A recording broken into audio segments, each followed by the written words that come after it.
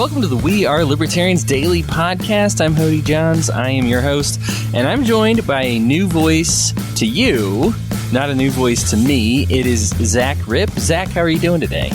I'm doing wonderful, Hodey. How are you doing? Doing great, man. It's finally good to record one of these shows with you. I know we've been talking about it for a bit. Zach is actually a member of our research team. So he and I have done a lot of working together, but we're finally bringing our talents from the script to the audio version. So I hope you're as excited as I am, Zach. Oh, absolutely. I've been looking forward to it. Cool. So we have decided to talk about automation today. And automation means different things to different people and different levels of fear and excitement in different lines of work. Zach, I mean, you're the one who chose it. Why did you want to talk about automation? So I wanted to talk about automation because when you are around in the workforce, you hear a lot of people, especially in my line of work, talk about how, jobs are going to disappear due to automation. And I think first what we need to do is define automation. So we've had industry automated since the Ford company factories, but more so since the 80s. And that was when a lot of the automobile manufacturers wanted to do what's called lights out manufacturing, where basically they work the machines all night, and instead of having to pay a shift worker shift differential to manually put together a car, you can have a machine do it and have less people there. And as long as that machine is cheaper than paying someone's salary, then it works out, right? So a lot of stuff is automated, and in general, automation has, I think, kind of done a net positive. And by that, I mean, people say automation's taking away jobs. Well, yes, workers have been displaced. That has happened. You see that in the steel industry. But more so, it's kind of like, how do I put it in an easy way? It's made the slice of the job pie bigger. So what we're more, I think, going to wrap into in this episode is the technology in general displacing workers. Yeah. So I mean, let's keep it general for now. Yeah, of course. Specific. Like just looking at the history, when you talk about automation, I mean, this is something that you think about technology. Now, it's technically not automated because it's not like a robot and there's still like a human controlling it. But essentially, as far as like reducing numbers of workers and having devices do more work. I mean, you learn about leverage and how ancient Egyptians started studying these things. I mean, this is nothing new. These technologies of saying, we found something that does the job of 5 workers, and then it helps us build something, is really nothing new. Now, we are entering an age where we're actually saying we're having a robot program to receive these and create these. And I mean, we're starting to get automated cars, driving, but this is something that we've done throughout history. It's really just automation is just like the next stage of technology, really, and it's really not anything that our economies haven't dealt with before throughout history. No. It's nothing new, and by and large, every time there's a series of automation, while people fear unemployment that comes with it, it usually actually creates more work, because you say, you've got all these displaced workers, but they're able to do something else, or even have something to do with what is created. So, for example, in American history, we had the cotton gin. Eli Whitney invented the cotton gin, and we had something that made it so that we didn't have to toil in the fields as long. It gathers up your cotton, and it actually sorts out the seeds within the cotton for you, as opposed to having a person manually do that. Now, this displaced a lot of workers, but it actually freed people up to do more things with the volume of cotton. So we actually created jobs, even though we eliminated jobs in the field. We created jobs in the textile and clothing industry. And so that actually created jobs, even though it eliminated some jobs. It just created it in a different sector. And most of the time, that's the way automation works. I mean, did you have any other examples that you can think of, or something else to add to that? Yeah, sure. So I was listening to a TED Talk, actually. I cannot remember for the life of me who it was. It was a long time ago, but the speaker was referring to how ATMs, the automatic teller machine, the whole point of those was to replace bank tellers. And we still have bank tellers, right? Yeah. Yep. I actually was one for a while, for a long while. Oh, nice. That's how I got through college. The Wells Fargo? No, I'm just kidding. No, thankfully, well, I guess it doesn't matter anymore. I don't work there anymore, but no, it was not them. Okay. Well, so because there's a lot of things, especially with like dumb robots, like bank tellers or a factory machine, these systems are still dependent on human intervention to work. So now you have a guy that goes around and loads the bank teller machine or whatever, or ATM, sorry.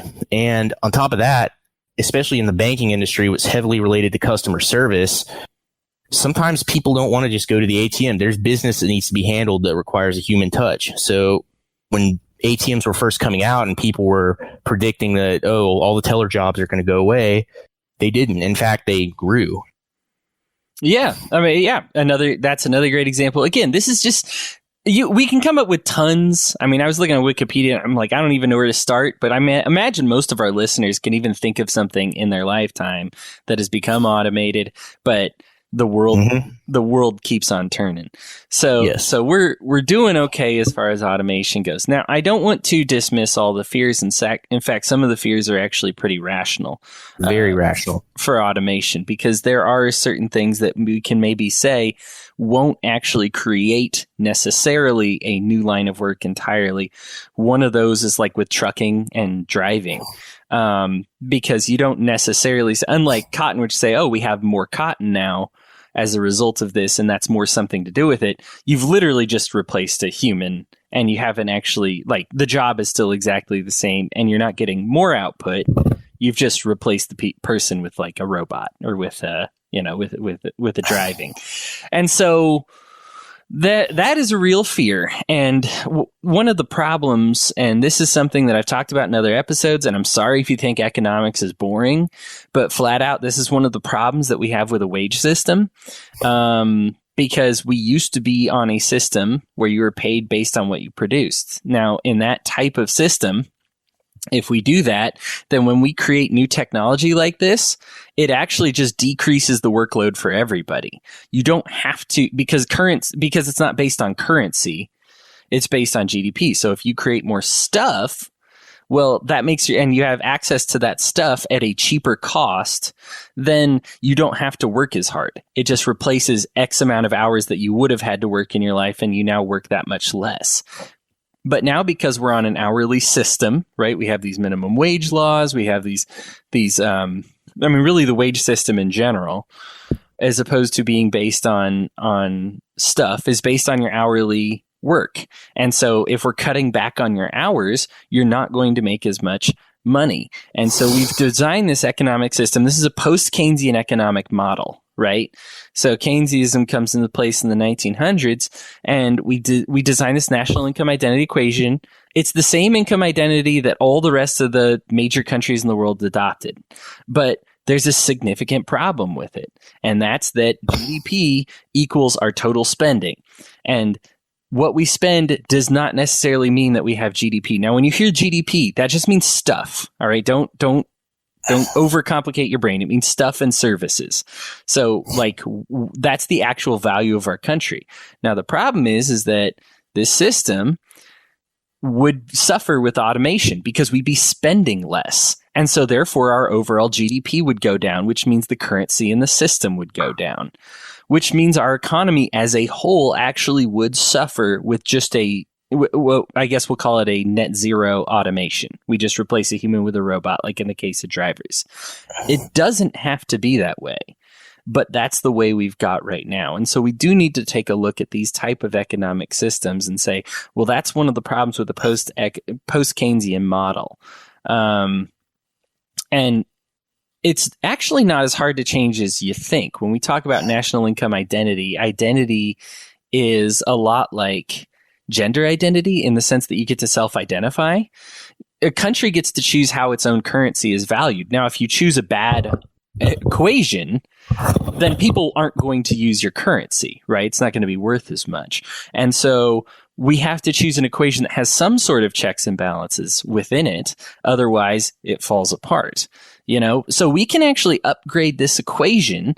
We're not talking, and it doesn't have to be the old equation. We can make it progressive, but we can progress to an equation that says, hey, this is based on our amount of stuff, and that amount of stuff's not based on what we spend on it. It's just based on stuff. We could develop that equation. We haven't. And so unfortunately, automation actually does hurt some people.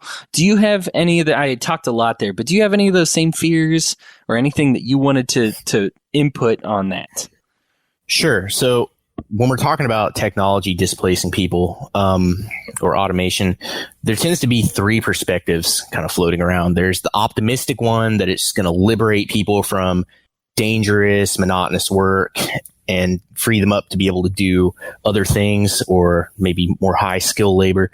There's the pessimistic one, which means that, society's going to collapse and no one's going to have a job and everyone's going to starve to death while the rich get richer, blah, blah, blah. And then you have kind of the middle of the road, more Occam's razor, where it's going to happen. It's inevitable. As long as humans are around, we're going to continue to innovate. We have since the beginning of time.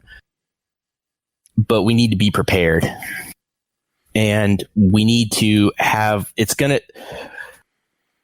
we need to have our society prepared to face these changes. And we talk about like how robots and automation, how those replace people, free them up to do other things, right?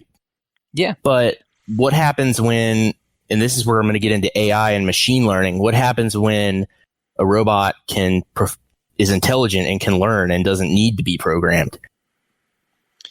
And and we are talking maybe a little bit futuristic, but yeah, that's another thing to think of as well. If you're thinking that you're in a line of work that can't be automated, just remember that that's how people felt 100 years ago when these assembly lines started coming along and these more industrialization started coming along. There's no way I'm going to get replaced. And there's no way this is going to happen. There already were. We've already got robots that are making music, which is something that you wouldn't consider an AI that borders on AI because it's taking something that's not just 1 + 1 = 2. It's adding a lot of other values. Yeah, absolutely. They have AIs.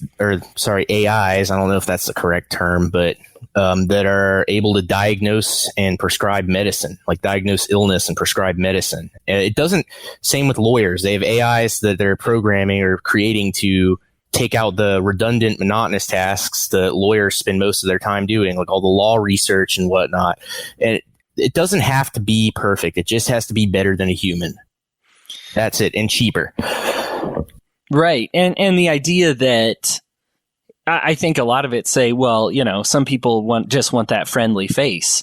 That's what, at least when I was growing up, that's what we always told ourselves, how we weren't going to get automated. Because as a server at a restaurant or at a teller at a bank, we always said, well, yeah, everything could be done through an ATM, but people just want a friendly face. Well, slowly but surely, these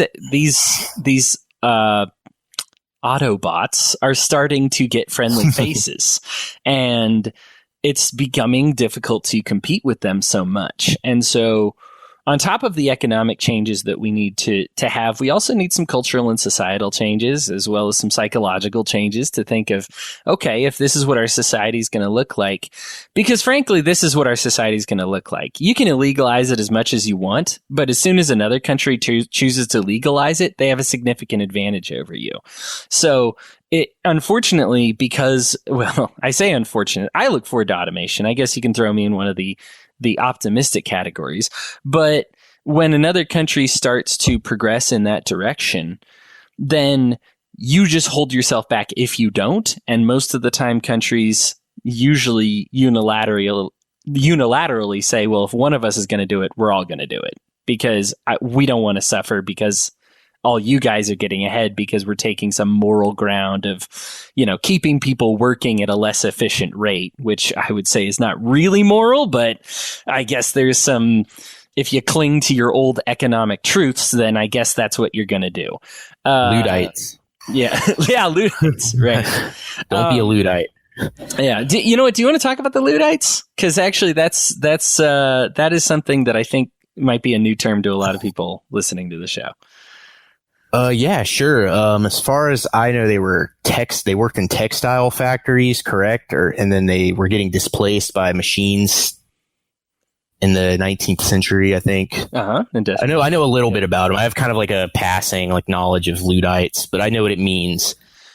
Right. I mean, and this is during the Industrial Revolution, right? And a lot of them got replaced with, a lot of travel got replaced with the steam engine, and a lot of we started replacing our old spindles with, stuff that could learn to create clothing all by itself.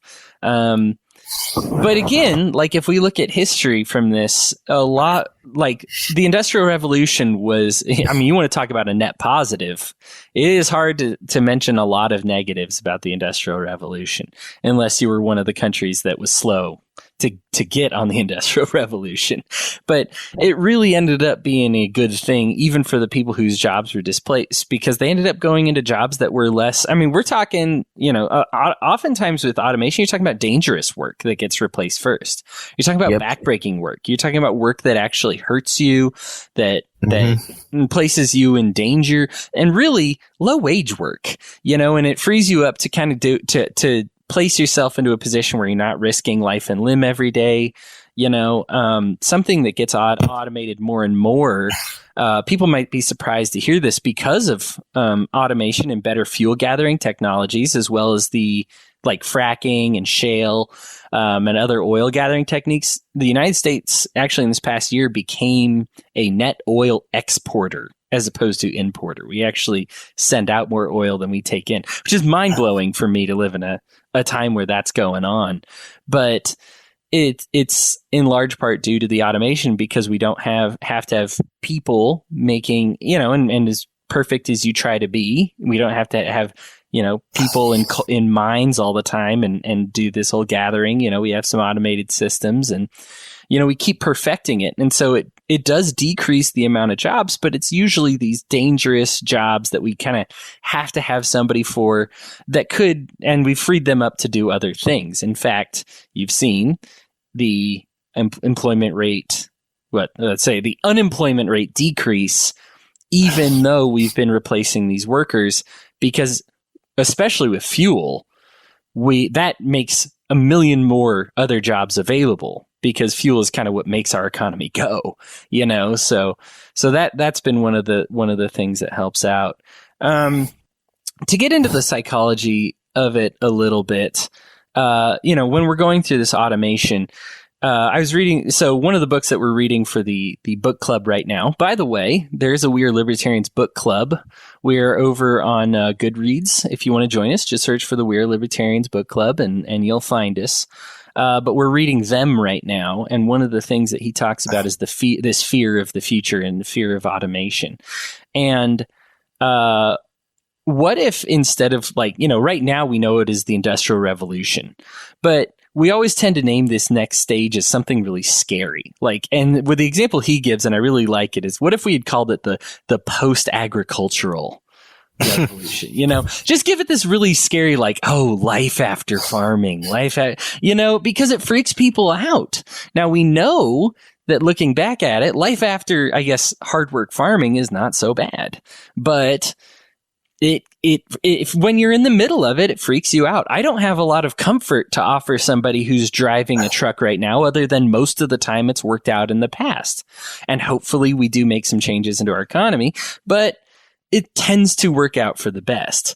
Can I make a promise on that? No, but history tells us that. And so that's kind of the optimism that I hope people feel when they look at it. Yeah, so I don't want to be negative here, because I think it is important to look at the past, but I think using the past to predict the future in terms of technology may not be the best idea. And that's because technology doesn't increase in a linear fashion. It increases exponentially. And by that, I mean, we don't want to underestimate the power of it and the power of machine learning and AI and its ability to replace pretty much anything in almost any sector. We want to approach this with cautious optimism. And that's kind of my whole standpoint on it, is cautiously optimistic, because like you said, it does work out in the past. There are things we can do. We need to, one thing I think as a society, we need to get out of the mindset of this is my job and this is what I'm going to do forever, because you may not. And especially with the rise of technology, and you need to constantly be updating and growing your skill set. And if that means maybe learning how to code or learning how to be an electronics technician or something, those are jobs that I think might open up, or maybe like a drone operator, to fly packages for Amazon instead of being a truck driver. That's, brilliantly stated. And I think I have no problem with you encouraging caution, because I think I don't want this to be all the automation's great and nothing bad can possibly happen. And that's exactly what they did in the agricultural revolution. They just adapted, like you said. So I think as you're talking about things working out in the past, I think that's an accurate way to predict the future, is by looking at how we reacted. But also, we have to be careful. Well, you brought up it's nonlinear. There's a lot of other factors to consider. I remember thinking my science teacher was crazy in 7th grade when they talk about like cell phones, right? And how like, oh, I'll bet you're going to be able to, no way. Cell phones the size of my watch, no way. And now I'm 30 years later. Right. And now I'm here like being like, oh, well, they're going to replace our eyes with robots pretty soon here, with some type of technology pretty soon here, and replace our nervous systems with it. We're bordering on cyborg, but it's just it's interesting. It's something to stay on top of. I think from a libertarian standpoint, we need to make an economy that opens it up as much as possible. Well, Zach, I think it's time for final thoughts. I'll let you give yours, and then I'll give mine, and then we'll call it a day. Yeah, sure, Hodey. So my final thoughts, I'm going to have to go ahead and say that it's coming no matter what, no matter how you feel about it. Technology is going to displace people.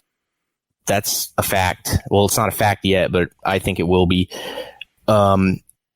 The best thing that you can do individually, and hopefully that carries over into what we can do as a society, is to be prepared and update your skill set. If you know that you work somewhere that your job might not be there in 10 years, do whatever you can to help mitigate that and be prepared, because it's going to happen. Yeah, and for my final thought, I think that it's been summarized so well that I'm actually going to go outside of the box and just say I know that it's Christmas time, Hanukkah time, holiday time, Kwanzaa time, whatever time it is. It's that time of year where you're spending more money and things are getting a little bit tough. And I know that if you already support We're Libertarians through the Patreon, I really appreciate it. It means a lot to us, and helps keep people like me and Zach going. Having that research and that wealth of knowledge that we get from it can only happen because of an actual wealth that our listeners provide. So if you're already, if you're supporting us right now, I know it might be hard, but we really appreciate it. If you're not supporting us yet, if you get through this holiday season intact, or you find that grandma and grandpa gave you a little bit of money, man, even just $10 a month gets you access to a lot of stuff that you don't have. It gets you access to chats that you get to be a part of, that have the hosts in it, that we don't air for the regular listeners. So please consider just joining on Patreon, joining the book club, joining Discord. There's Discord. Since Zach and I are here, there's actually openings on the research team. We love every perspective that we get on this research, on the research team. So yeah, if you're interested in joining Zach and me and even more people, let us know. And until then, Zach, you have a good one, man. Yeah, you too. And just so you guys know, I quit World of Warcraft to join the Patreon, and that was very hard for me. So, dang, do what you got to do. We are libertarians. You're a warrior, man. I appreciate it. It was actually a death knight, but thank you. Have a good one, man. You too.